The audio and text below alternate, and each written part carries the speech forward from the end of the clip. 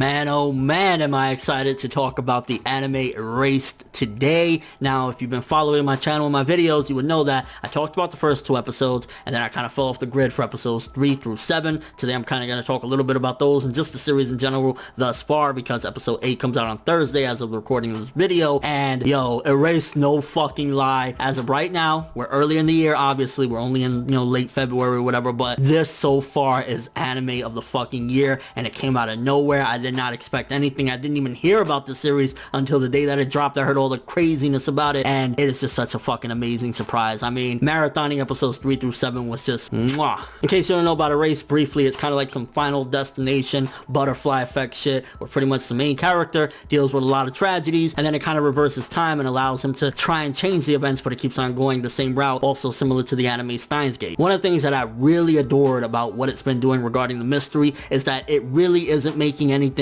obvious. It's adding many red herrings, which any great mystery, in order to keep it so that you really don't know what's going on, if you add a lot of red herrings, it's fucking great, because that way you're like, well, this character could potentially do it, but then that character could, and maybe that character, and there's a lot of them in this one. I mean, for starters, you have Hinazuki's parents, because Hinazuki's parents, like, they already beat the shit out of her, but then at the same time, you're thinking, okay, if some of the events that happened of her being dragged away after her mom beat her half to death and threw her in the fucking shed, then it might not be them, it could be the father, because the father, we really haven't seen him do too much. He's kind of just been like silent in the corner, letting his wife beat the shit out of his daughter. But then you also got to think for a second, in the past timeline, in 1988, we haven't seen the actual killer that we see in the current timeline, the 29-year-old Satoru timeline. We've only seen him in that one, so it could be that whoever's been doing the killings is actually a kid, and he eventually grows up to become that killer, because think about it, we haven't seen that guy with the red eyes in the past, so maybe it's one of the kids that eventually grows up, because you got to think, Satoru is 29 years old in the current timeline. That would be a perfect age for any of those kids to eventually become men, and yeah, become a massive murderer. And if there was a kid that I had to point my finger to, I definitely got to say it'd probably be, I think his name is Keo or Kenya, the dude that's like weird or whatever. I can't remember, because I think Hinazuki's first name is like Keo or something like that, but you know who the fuck I'm talking about. That little fucking kid that is kind of quiet and all of a sudden now is helping Satoru try to save Hinazuki. Dude is weird. He kind of has that like vibe, and he almost sounds as though he has revival as well. Like maybe he's fucking 29 and keeps reverting back to the past, to his killing, so maybe he's the one that's throwing a monkey wrench. Then there's also the teacher. He fucking seemed weird, and there was one scene where the teacher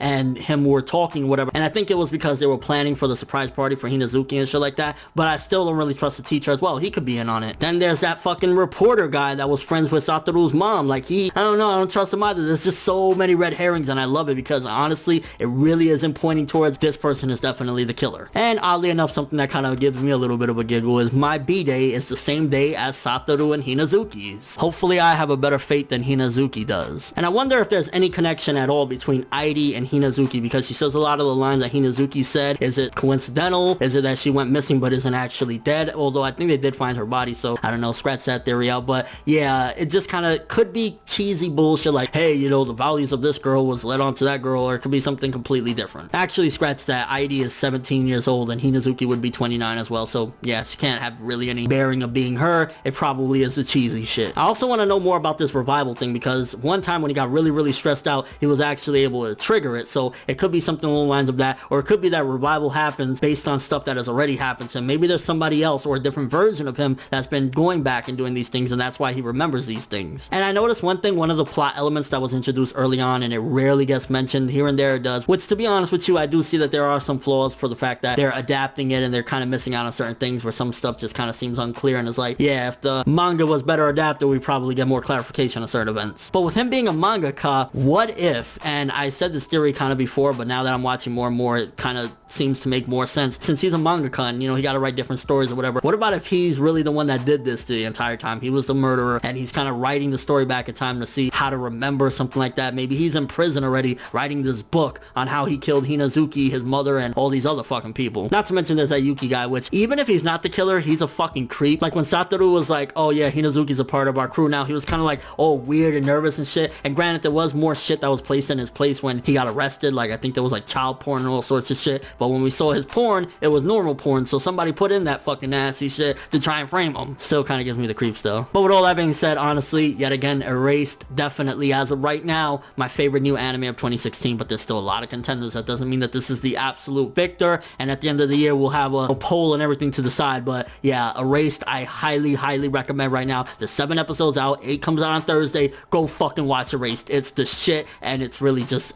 amazing. But if you've seen Erased thus far, you've seen the first 7 episodes, what do you think about it? Are you enjoying it? Do you dislike it? Is there anything that you would change? Do you think they're doing a bad adaptation if you're one of the manga readers? What are you thinking of it? And do you think that it could potentially be the best series of 2016, the best anime? Like, it's definitely bringing in a strong run so far, and we still have a little bit of a ways to go. But thanks for watching. If you enjoyed anything about this video, make sure to drop me a like. I'd greatly appreciate it. And if you want more from me, make sure to subscribe, follow me on Twitter, Instagram, and stalk me on Facebook if you want more from me when the video ends. I'm ForneverWorld, and as always, people, have an awesome day.